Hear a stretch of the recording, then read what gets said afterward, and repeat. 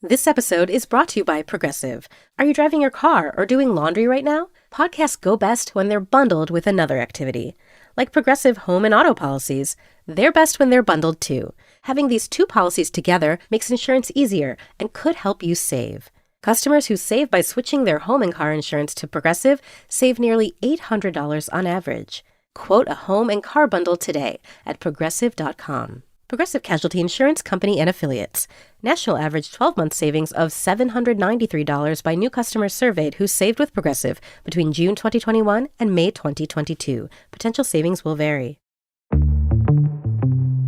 Hello, friends. This is Lee C. Camp. You're listening to No Small Endeavor, our unabridged interview with Tim Alberta. Christian nationalism is a topic I've cared about and written about a lot in my academic career. History of this very old move was actually more imperialistic in its early manifestations going back to the 4th century Roman Empire, wedded with various militaristic political forces over the centuries, both Catholic, Orthodox, and Protestant. And of course, this wedding of theological conviction with militaristic force is not just a Christian temptation either, but it's been seen in numerous religious traditions. In the United States, this was more the province of Protestant liberals, I would suggest, in the early part of the 20th century, but it's been more the province of Protestant conservatives in the last half of the century and on into our own day. Our guest today, Tim Alberta, is a journalist. He's the author of a new New York Times bestseller that I think was kind of an instant New York Times bestseller, entitled The Kingdom, the Power, and the Glory, American Evangelicals in an Age of Extremism. Very well-researched book, a lot of case studies reporting on the profound transitions that have occurred in many segments of American evangelicalism, which he argues directly informs what he calls the mess in which we find ourselves. Hope you find this interview helpful. Tim Alberta. Tim Alberta is an award-winning journalist, best-selling author, and staff writer for The Atlantic magazine. He formerly served as chief political correspondent for Politico. He's also written for a great host of publications, including Wall Street Journal, The Hotline, National Journal, Sports Illustrated, and National Review. Today, we're discussing his newest book, The Kingdom, the Power, and the Glory, American Evangelicals in an Age of Extremism. Welcome, Tim. Hi, Lee. Thanks for having me. Yeah, we're grateful to have you with us. So you, in your book, you indicate that preaching your father's eulogy has been something of a turning point for you. Would you kind of unpack that for us and give us a little bit of that story? Sure. Yeah, my dad was a pastor, and of course that makes me a PK, a pastor's kid, and grew up in the EPC denomination, the Evangelical Presbyterian Church. I promise I won't use too many acronyms here to lose people, but and we grew up outside of Michigan, small suburb of Detroit called Brighton, and that's where my dad had really put down his roots and helped to grow a church there, Cornerstone, my home church, from a pretty small congregation when I was a little kid into a pretty big congregation by the time I was an adult. And my dad died very unexpectedly in the summer of 2019, had a massive heart attack. And as it so happens, he died right in the middle of a publicity tour for my first book, which was all about sort of the collapse of the post-George W. Bush Republican Party and Donald Trump's successful hijacking of the new GOP. And so, because my book was critical of Trump and because it was in the news so much right at the moment that my dad died, that when I went back home for his funeral, I got an earful about it from some of his congregants. And, these are people who I'd known most of my life. They'd known me since I was a little kid.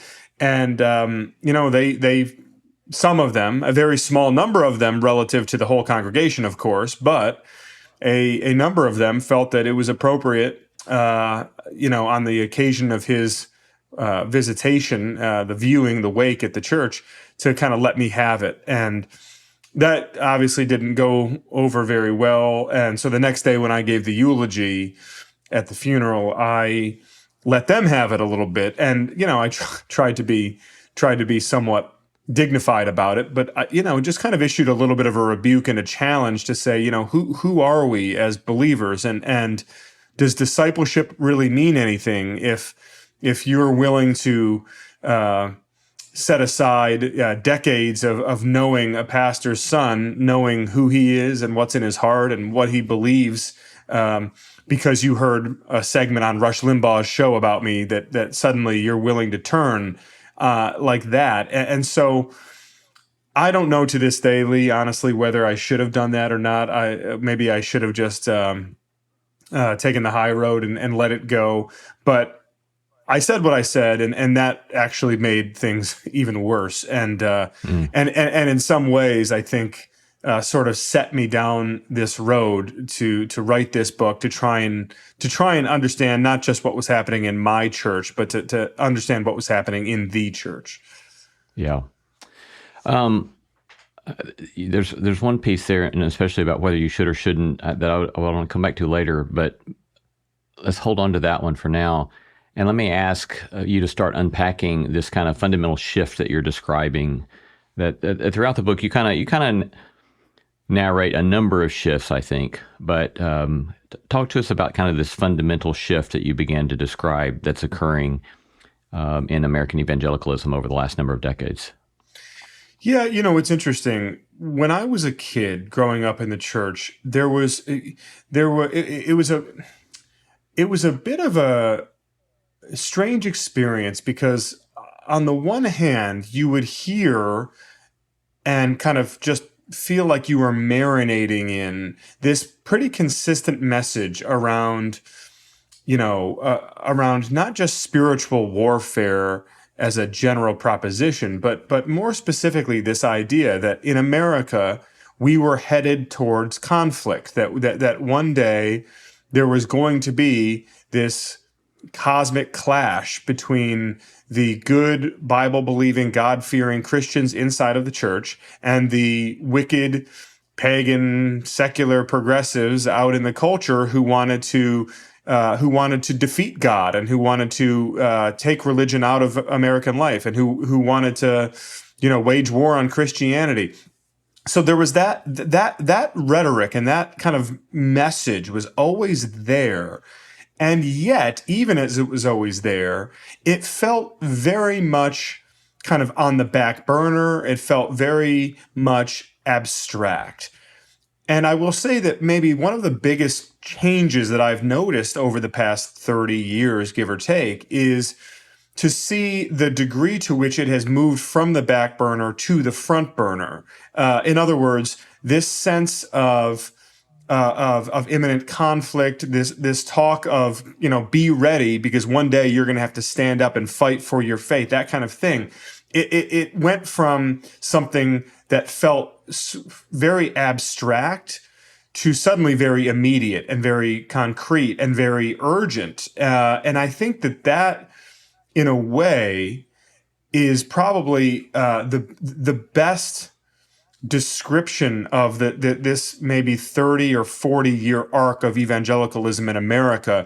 There's always been, dating back even farther than 30 or 40 years. I mean, you go back certainly to the late 50s, early 60s, and then into the 70s with Falwell Sr. and his allies. There's always been that talk around the sort of the militarism that we would one day have to make a choice between cowering or fighting for our faith. That's always been there, but I think now it has actually manifested in many of our churches and in many of our faith communities in ways that we never really expected. At least that I never really expected. You recount quite a large number of case studies that kind of take us into the specifics of some of those shifts. Robert Jeffress is one that particularly stood out to me. Maybe describe his work and some of the ways that you saw in the shifts occur in his work. So Pastor Robert Jeffress is in charge of one of the really storied American megachurches, which is First Baptist in Dallas, Texas. And, what's so interesting to me about, and I should just step back to say, the reason most folks would know that name both Christian folks and non-Christian folks alike, is that, Robert Jeffress has become arguably the most outspoken, most visible, most loyal evangelical ally of Donald Trump's over the past 8 years or so. And I've spent a lot of time talking with Pastor Jeffress over the years. I find him personally to be a very warm and kind person. But it's interesting, as I write in the book, there are sort of these inflection points in Pastor Jeffress's own political and professional journey that are very much one and the same, I think, at times, that suggests that there's a certain incentive structure at play here. The first one is when you go back at this point, I think it would probably be about 25 years ago or 30 years ago, where Pastor Jeffress at the time was leading a much smaller church out in Wichita Falls, Texas. And he had a congregant from his church who discovered at the local library that there were 2 books basically explaining homosexuality to, younger children. One of them was called Heather Has Two Mommies. The other one was, I think, called like Daddy Has a Roommate or something like that. In any event, Pastor Jeffress,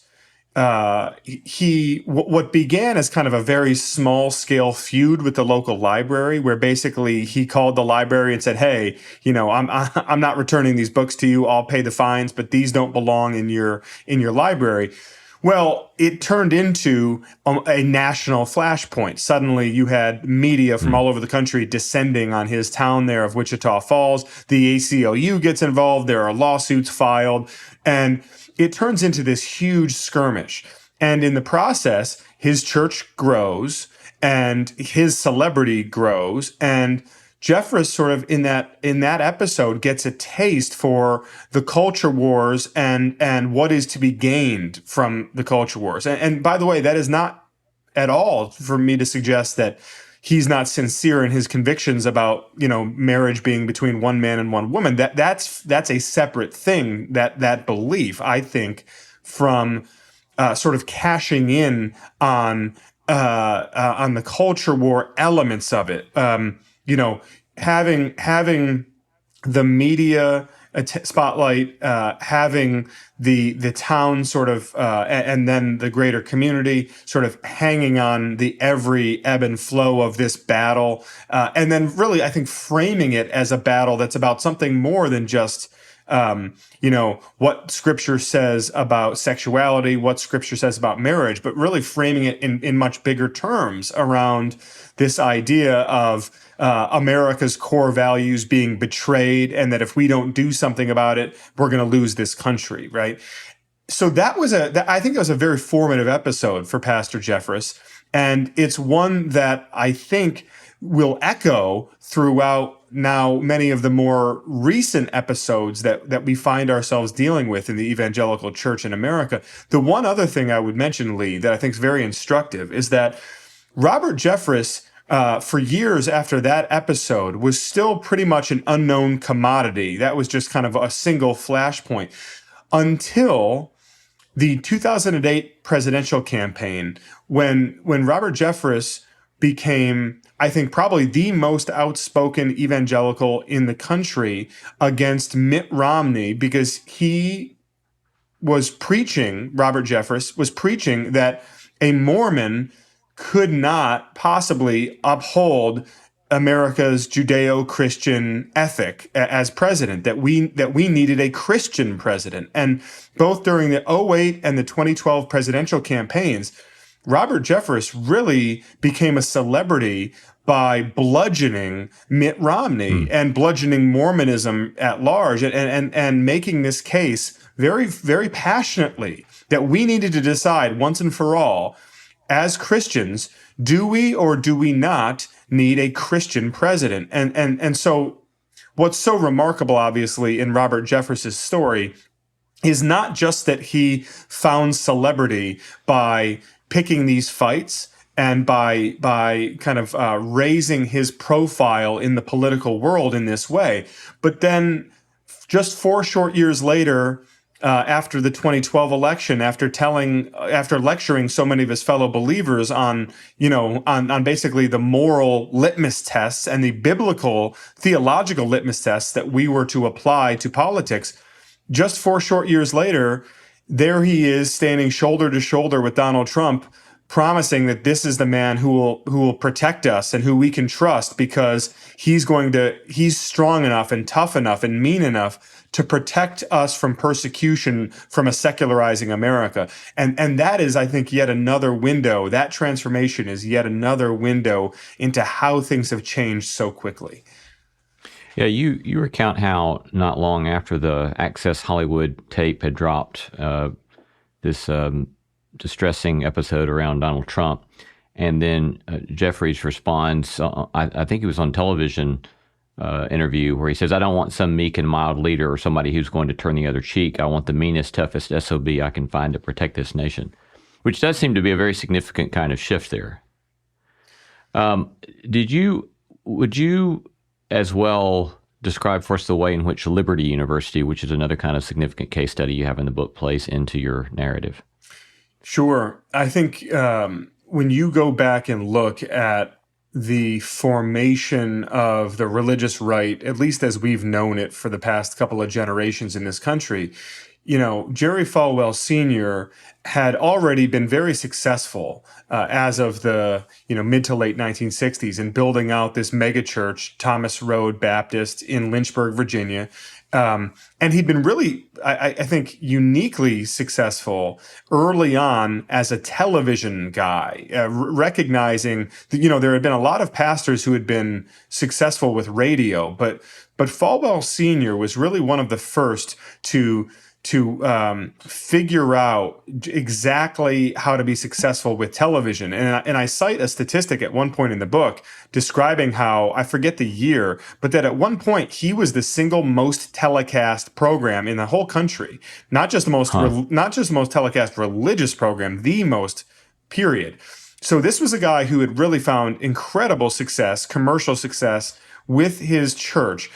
But as of the early 1970s, mid 1970s, Falwell Sr. is looking around, recognizing that the church alone isn't enough, that the culture is slipping away from Christians, that Democrats and progressives and secular humanists, that they are now posing sort of an existential threat to Christian America, and that the church alone isn't enough to fight back. And so he begins to look at ways to kind of form a bigger machine in which the church is just one cog. And so he takes this little Baptist college in Lynchburg, Virginia, that nobody had ever heard of. It's got like 1,000 students, called Lynchburg Baptist College, and he turns it into Liberty University. And he really cleverly kind of weaves together the idea of a Christian education with a kind of Republican culture warring institution. And he changes the colors of the school from gold and green to red, white, and blue. They become the Flames, the Liberty Flames. They begin touring the country, doing these "I Love America" concerts with the school choir to raise money, and it's fabulously successful. I mean, Falwell was a master entrepreneur and also a master manipulator, in my view, and this was someone who knew how to both tap into sort of the healthy patriotism of some of his fellow Christians, but also how to prey upon the unhealthy and over-realized sort of nationalism of many of his fellow Christians.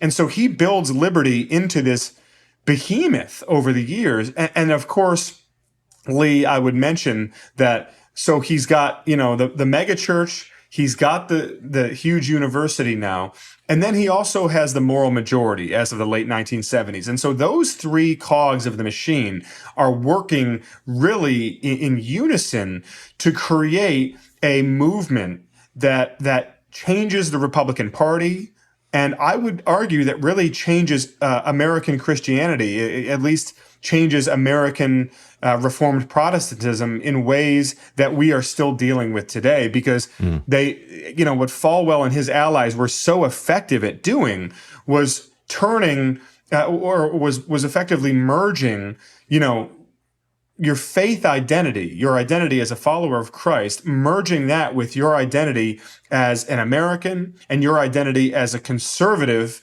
Republican American, and making no real distinction at the end of the day between what it meant to fight for this kingdom of America and to fight for the kingdom of God, and where your citizenship ultimately is to reside. Those lines began to blur in a big way as of the 1980s. And I think, again, if you were just to try to explain to, a space alien who landed here from another planet, how did we get into this mess? I think that's where you would trace it back to. So there are some important theological categories that are either implicitly or explicitly dealt with in your book. And so I'd like to kind of address a few of those and raise some discussions about how you think of some of these and frame some of these. The first one, nationalism. You've already used the distinction between nationalism and patriotism. How do you define the difference between those two? Well, if I had to do it off the top of my head, I would say, the difference is, I actually do include a quote in the book from George Orwell, who I think actually does a pretty decent job of defining the two. He says basically that patriotism is defensive in nature, that, you are defending your homeland, whereas nationalism is sort of by definition offensive. It is, aggressive. It is antagonistic. It is sort of meant, and so I'll kind of merge that into my own definitions of it, which is that patriotism is, I think, about pride, and it's about appreciation, and it is about a love of country that is properly realized and that is proportional to your identity as a Christian, proportional to your identity in Christ. That's how I would define it. Whereas I think nationalism is militant, and it is, I think, it is wrapped up in the idea that this is your dominant identity, and that it must subjugate then all other identities. And I think that is where it becomes very dangerous for a Christian, because, and look, obviously the term Christian nationalism is thrown around now so much that we're not entirely clear what that means. And that maybe that was your next question, Lee. I don't know, but to address that briefly, I think that Christian nationalism is not just a contradiction in terms, but I also think that what you are dealing with Christian nationalism is the merging of bad history and bad theology. And what I mean by that is that so much of the Christian nationalist ideal it finds its power in a version of America that never really existed, right? This idea propagated by the likes of David Barton and others. And it's becoming, if you don't know the name David Barton, anyone out there listening, this is someone who you should familiarize yourself with, because he is incredibly influential, and he is right smack dab in the middle of the curriculum wars now happening in the public schools. But David Barton is a self-proclaimed historian who goes around the country, lecturing in churches, basically arguing that no, we were meant to be a Christian nation, not just a nation informed by Judeo-Christian ethics and ideals, but no, that really the founding fathers wanted this to be a Christian nation, and that they were winking and nodding at us as they framed the Constitution, and that we have now lost that Christian nation, and that we need to take it back. I mean, that is really at the heart of the Christian nationalist crusade, is this idea that we were given something, that we were bequeathed something, and that it has been stolen from us, and that now we must reclaim it, right? So that is bad history. It's really bad history. But what makes it, I think, especially dangerous then, Lee, is that bad history is sort of parlayed into bad theology. This idea that, as Steve Bannon and others will tell you, that we are a covenant nation, that the United States is not just a blessed nation, but that we are a covenant nation, that we are that we are, by fighting to preserve America as an idealized post-World War II, leave it to Beaver America that we are all so keen to reclaim. That by fighting for that we are simultaneously fighting for the kingdom of God. And that we have a responsibility as Christians to fight for America as if salvation itself hangs in the balance. And again, that bad theology would be dangerous on its own. The bad history would be dangerous on its own. But I think it's the converging of the bad history and the bad theology that puts us in a very precarious place. Yeah. Thank you for that. I think that one of the ways that I have found helpful to frame it, that I think overlaps with what you just said, but in a slightly different way, is to think of Christian nationalism as giving some sort of messianic, salvific role to a nation state in the unfolding of human history. And that, moreover, it adopts the means and methods of nation states as opposed to the means and methods of Jesus of Nazareth in putting such a salvific role on that nation state. And so you say, for example, this actually relates to us here in Nashville. You were here in Nashville in 2022 at a conference, and you say, quote, "These themes of patriotism and divine commission, of nationalism and savage conquest were ubiquitous." And so I think that as I read your book, I want to believe that it's not ubiquitous. In the sense that I'm not in circles where I regularly hear the things that you're reporting on, and not that I doubt it, but I want to think that it's just such a insignificant minority of voices. But talk to us about that ubiquitous nature of this sort of militant nationalism and how you're seeing that. So, some of the stories or perhaps anecdotes or specifics of that.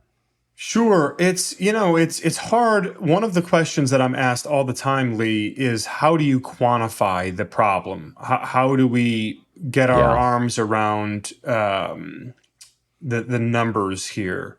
And it's really hard. In that particular passage of the book, I'm writing about those themes being ubiquitous at this particular event that was hosted, the Faith and Freedom Coalition event, which is run by Ralph Reed. And basically that is an annual gathering where, particularly in recent years, in kind of the Trump age, if you will, you have thousands of these Christian activists from around the country, pastors and church leaders and just rank and file church members, who will come out to this event.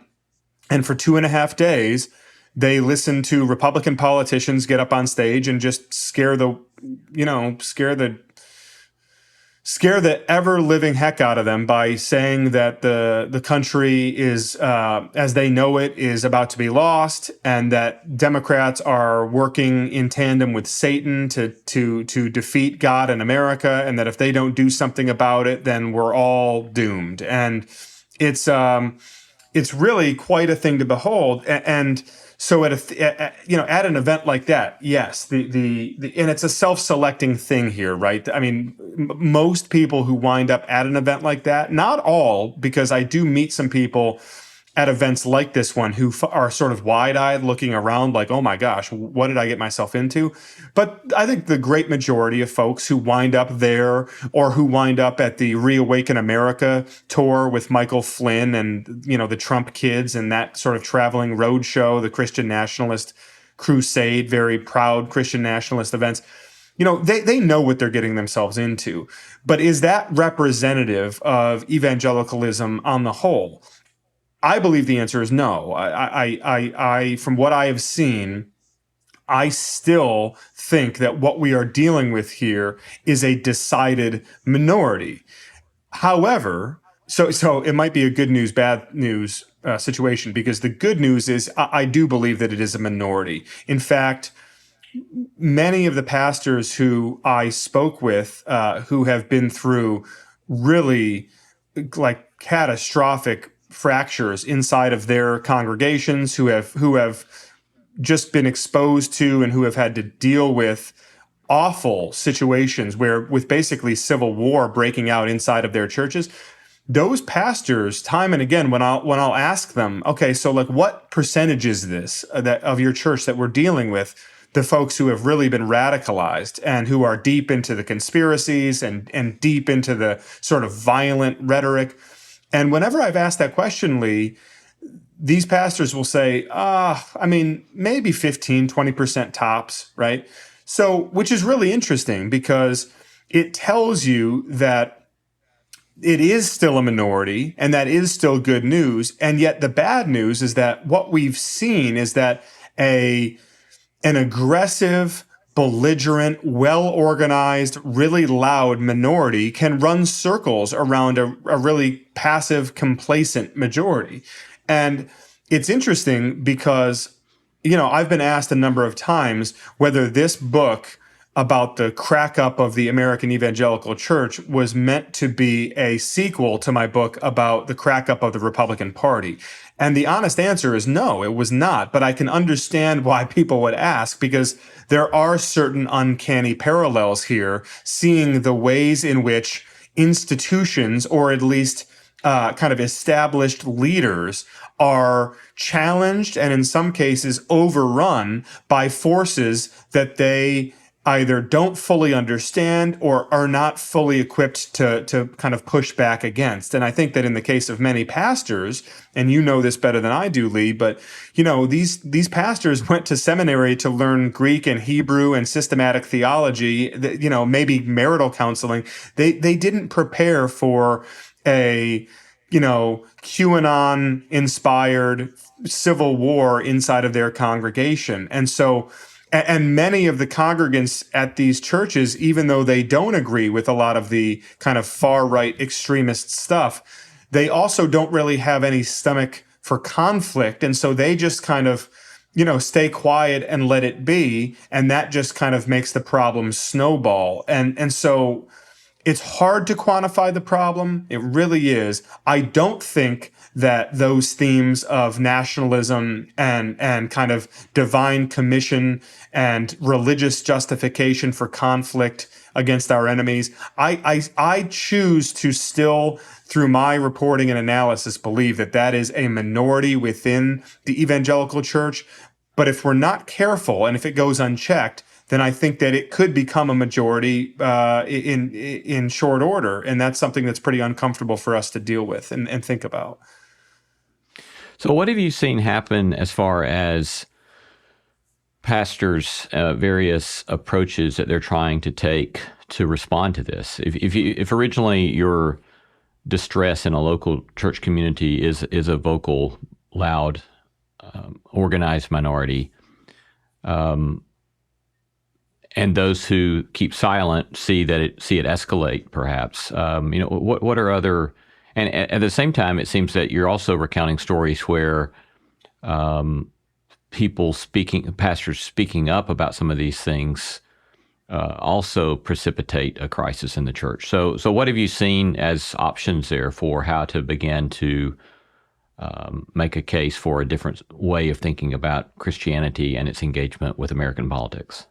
Great question. You see how there's a bit of a damned if you do, damned if you don't element to this question of how do you confront the craziness? How do you try to address it? And I have seen a vast spectrum of responses in that sense, Lee. I mean, there are, I've seen pastors who have chosen to just tackle it head on and who have actually created entire sermon series around the idea of disinformation and discernment and the need as Christians to properly train ourselves to know when politicians and media personalities are lying to us. I've seen that end of the spectrum. And then I've seen the other end of the spectrum with pastors who there's that meme. It's like a popular cartoon meme on the internet of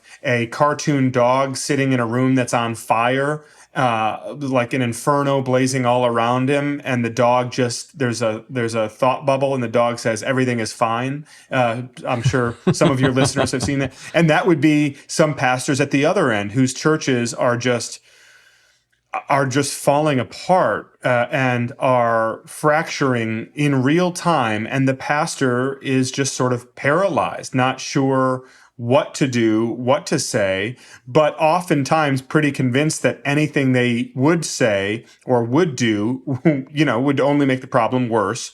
And so those are kind of the extremes. What's interesting, I will say, and I write about this towards the end of the book, just in the example of the pastor at my own home church who succeeded my father in the pulpit, but I've also seen this same thing playing out in a lot of other places here in the last couple of years. I think that the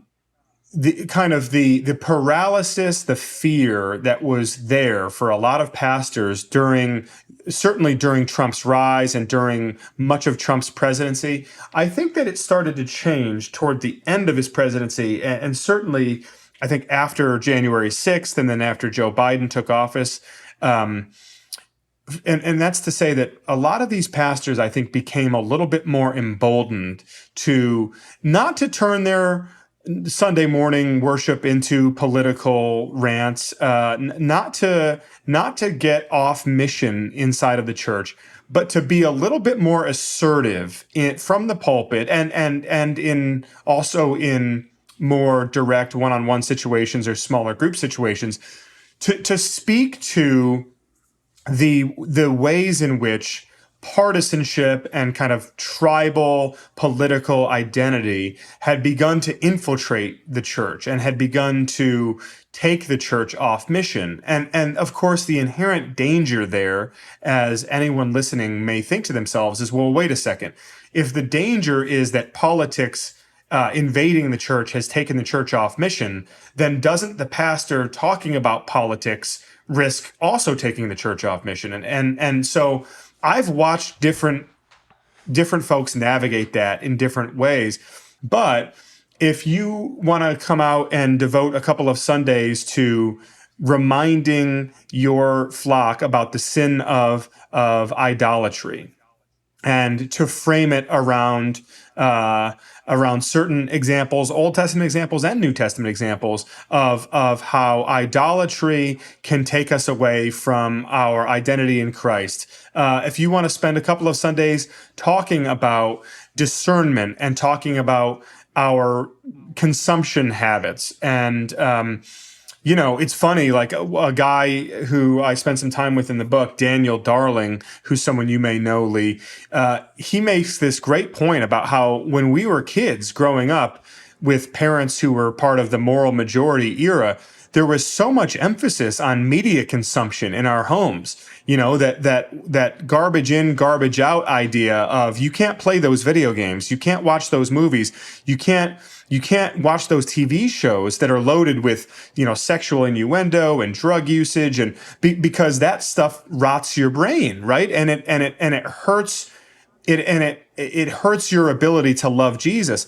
But we don't apply those same standards to cable news shows. We don't apply those same standards to talk radio or to social media. And anyway, so I think what I've seen that's been really interesting and quite effective at times is pastors being able to kind of play a bit of a Jedi mind trick on their congregations. It's to deliver the message in a way that's not going to provoke, that's not going to antagonize, and that's not going to make these people feel defensive, but to try to draw them out a little bit. And I have, that said, I have seen some other pastors who have actually started to get a little bit more aggressive and a little bit more assertive and basically say, look, you need to get with the program here, and the program is Jesus. And if you are not with that program, then you might be better off elsewhere. And so I don't know that really, Lee, what's interesting is now here we are, 2024, save for an intervening event, we're going to have a rematch of Joe Biden and Donald Trump. And it's, it's like all of these pastors who I've spent time with in recent years were kind of like hoping that the storm was going to pass and that they could survive it. And I think a lot of them have probably started to realize that the storm is here to stay, at least for a while. And I think many of them have now sort of adapted to that new reality. And we'll see, some of them have had success with it and report that their churches feel healthier because of it. But it's always going to feel healthier when it's an odd-numbered year. But here we are heading into election season, and I think a lot of them are bracing for a return of some of that ugliness and combativeness. Yeah. So I want to go back, and I want to bracket politics a moment and think about the moral life and virtue just a moment, especially the issue of prudence. So you started at the very beginning of our conversation. You recounted this episode with you speaking up in your father's eulogy and pressing back on some of the pressing that you had gotten. And then you said, to this day, you still don't know whether you did or did not do the right thing. And it seems to me that journalists, I mean, I don't know, I'm not a journalist, but it seems to me that generally speaking, journalists are always on the side of speaking about whatever it is that you're learning and you're writing about, because it's just part of the role, I suppose, is that you're reporting on what you discover, right? And then here you're describing with pastors a bit more careful discernment. But going back to that question of whether you should or shouldn't have done what you did in standing in that pulpit for your father's eulogy, but also as a journalist, what have you learned about prudence, and what have you learned about when you speak and when you don't speak, or when you wait to speak? How do you measure all of the things that need to be measured about when and how to speak and to speak up, or to keep your mouth shut? Boy, oh boy, I'm still failing and still learning every day. When words are many, sin is not absent, but he who holds his tongue is wise, right? I mean, that's oh boy, That's not going to be on the masthead of many newspapers. No, it's not. Maybe it should be, right? A little bit of restraint goes a long way. It's actually funny because and this isn't something I've given a lot of thought to, but you're onto something there, because I teach journalism students now. I mentor journalism students, and one of the things that I'll always stress is, it's better to be right than to be first. We live in a crazy media environment here that incentivizes a lot of the wrong things, and among not just speed, but it also incentivizes snark and kind of putting down the other side to make yourself look brilliant and all of this stuff. And so the Proverbs do, I think, contain some great kernels, not just for the Christian walk, but for the journalistic walk as well. It's something I struggle with, Lee. I think part of the reason I struggle with it so much is, I'll have these conversations with folks all the time in secular settings, but also in some Christian settings. And they look at this kind of extremist sect of the evangelical world and say, you know what? They're gone. They're too far gone, and forget about them. They are the enemies of democracy. They are the enemies of pluralism. They must be conquered. They must be defeated. I understand why people would think that way, because I do think that we face some real pressing dangers in this country, and if we do not resolve some of this some of this growing appetite for a sort of violent Christian nationalist reclamation of the country, then we're going to pay a price for it. That being said, I do want to, even though I don't always succeed, I do want to measure my words. I do want to modulate my message when these people are going to hear it, because I believe that redemption is always possible for everyone, and I don't accept the premise that these people are too far gone. I think that you have a lot of folks, including folks who, I'll just be honestly, I mean, people who have meant a great deal to me in my life, close family friends, people who I have tremendous affection for, people who have, in the last 10 years or so, been fed so much deception, who have been so thoroughly manipulated, who have just taken the bait and who have allowed themselves to be brainwashed. And I'm not saying that these folks don't have any agency. I'm not letting them off the hook. They have a role in this. They have some responsibility here. But I also think that they have sort of come up against some powerful forces in American life, and they have succumbed to them. But I don't think that they're too far gone. I don't think that that there's no path back for those folks. And so it may not be exactly the question you were asking, but part of the struggle I feel every day is to at once kind of diagnose the problem without demonizing the people who are a part of this. Now, let me be clear, just by the way, to add to that, the folks in positions of power and influence who are doing the lying and who are doing the manipulating and who know better, I will not spare them my fire and brimstone, because I think they are going to have to answer for what they have done here, and it's sickening, and it's just repulsive to see the willful the willful abuse that I've documented throughout the book, and those people know who they are. But for the great masses of folks who have just been sort of victimized, I want to keep a heart of grace and compassion for those people and keep an outstretched hand, because I think some of them will come back into the fold. I really believe that. Yeah. One more follow-up related question to that, what you just shared there. How have you thought about, I mean, clearly, and you don't hide this in the book, you've got two identities that are working in the book for yourself. One's the journalist, and one is the person who is reporting on a community and a tradition that in which you were raised, and in which, in significant ways, you still adhere and are a part of. And so, how have you thought about the way in which those two identities for yourself? Is there tension there, or is there not tension there? What's that been like for you in this process?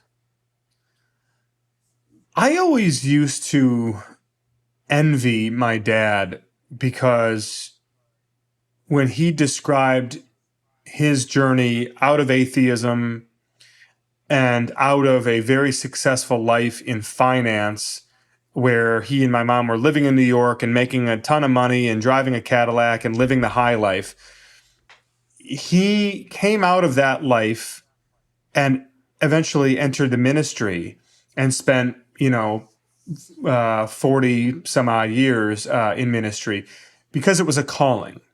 And I was always envious of that language, that idea of a calling.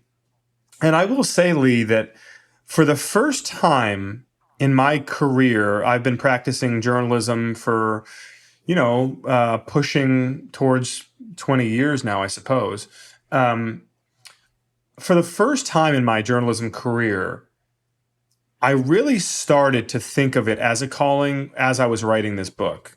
And I say that not to sound, grandiose or self-important or anything, but because I think that what is paramount to both the Christian identity and to the journalistic identity is the pursuit of truth. And when you have that pursuit of truth kind of serving as the bridge between those identities, then you don't feel a tension. I listen, at the outset of conceptualizing and setting out to actually do the reporting, sure, I felt some tension because, who wants to air the dirty laundry of your community to the world, right? I mean, telling the full, unvarnished, uncomfortable truth about evangelicalism is the job of a journalist in this position, but it's really agonizing for a fellow believer, for a fellow traveler, for a kid raised in the EPC, and for someone who still, for many intents and purposes, would identify as an evangelical, at least sort of sociologically, even if I think the label now does more harm than good.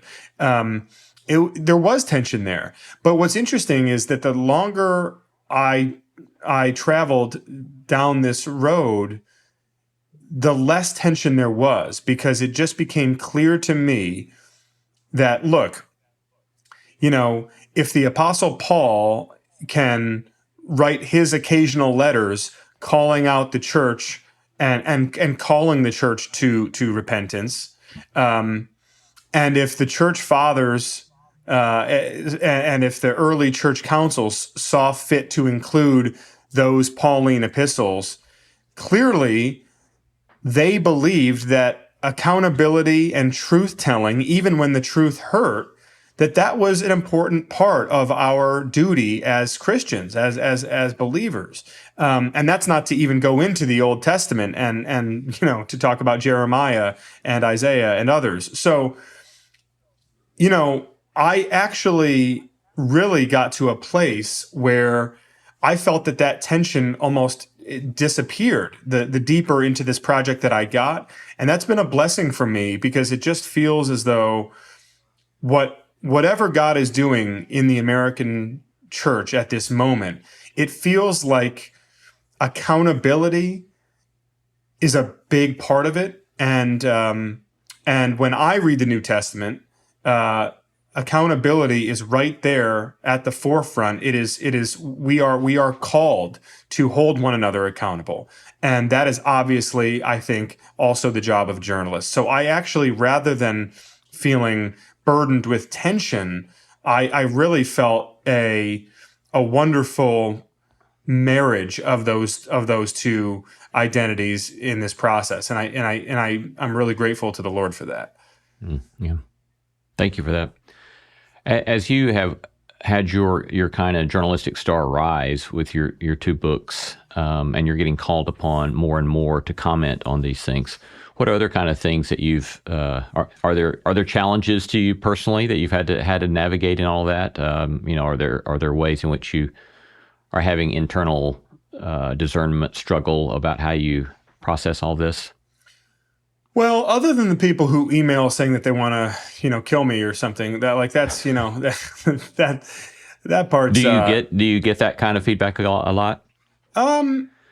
Well, I wouldn't say a lot, but I get it. I mean, it's. I'm actually. I'll be honest with you. I've actually been. So yes, I've gotten some of it in response to this book, but way less than I expected, frankly. I mean, having lived through the Trump years and having written my first book, and then having really been in the trenches during Trump's reelection, and January 6th, and calling out the lies as vocally as just about anybody in my profession. I mean, every day in print and on TV and on radio. I mean, I was pretty dogged in calling out the election lies for what they were. So and so I got a lot of it then. I mean, I was basically almost every day getting death threats then. I mean, so no, I mean, relative to all that craziness, this has kind of been a walk in the park. I mean, I've actually been overwhelmed by the positive feedback I've gotten. A lot of folks around the country, just regular folks who read it and wrote saying, "Hey, this same thing's happening in my church, and I'm, not really sure what to make of it, but this helped. So thank you. God bless you." That's been great. I'll just share this with you, Lee. I mean, we hear so much about the intolerance of the secular world and its coldness towards Christianity, and how we are headed towards a post-Christian culture because those people out there hate us and they are bigots and they hate our religion and they, okay. I will just say, man, the last 3 months of my life, I have been in deeply secular spaces with decidedly secular people. And every time I have talked about Jesus, I have been met with curiosity and with warmth and I think with a genuine good faith. Yeah.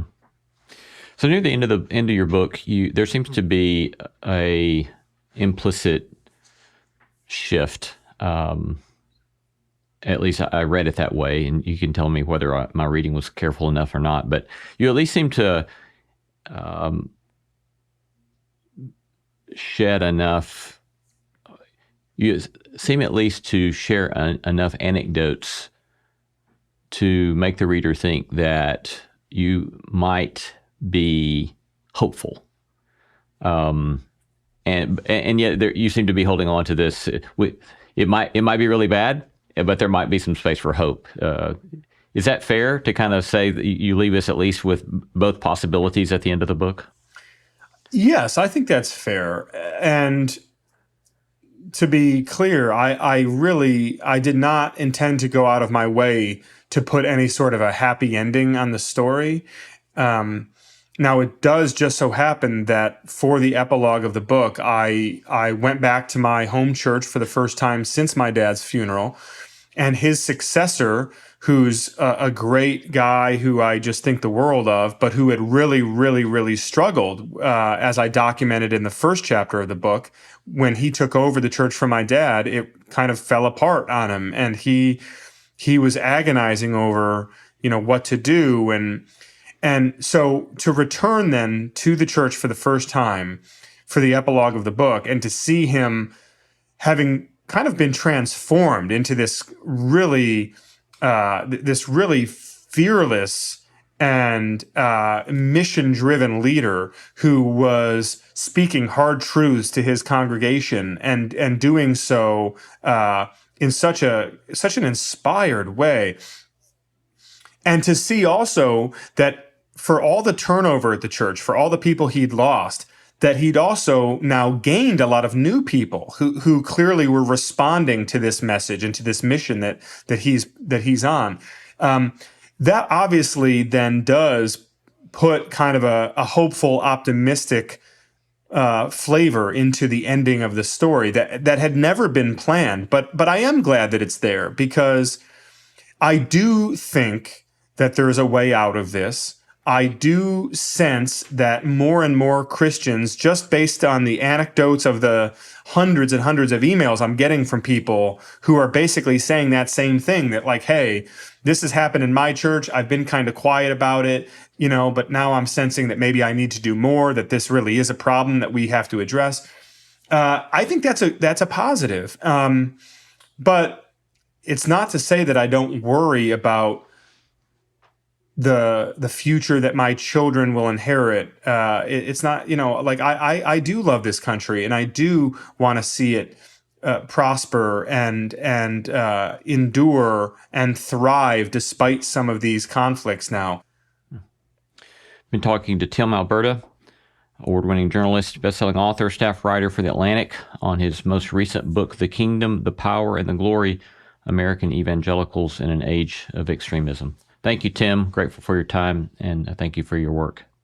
Lee, thank you for having me. Really enjoyed talking with you. Hey there, it's Lee. If you've been enjoying No Small Endeavor, then I'm excited to tell you about the podcast Jesuitical, produced by our friends at America Magazine, The Jesuit Review. Hosted by two millennial Catholics, Ashley McKinless and Zach Davis, it's a show that explores the complex and sometimes confusing questions about faith in today's world. It's fun, welcoming, and they usually talk it out over drinks. We Southern Protestants could never get away with that. I guess maybe unless you're Episcopalian. But I suppose I digress. Each week, they discuss a bit of Catholic news, interview a special guest, and open up about their own spiritual journeys while inviting their guests and listeners to do the same. Jesuitical is all about having honest and inviting conversations for both saints and sinners, with a wide range of guests like comedian Sarah Silverman, New York Times columnist Ross Douthat, and Catholic spiritual guru Richard Rohr. Whether you're sitting in a pew on Sunday or on a bar stool on Friday, Jesuitical might just be the podcast for you. So go ahead, follow Jesuitical on your favorite podcast app.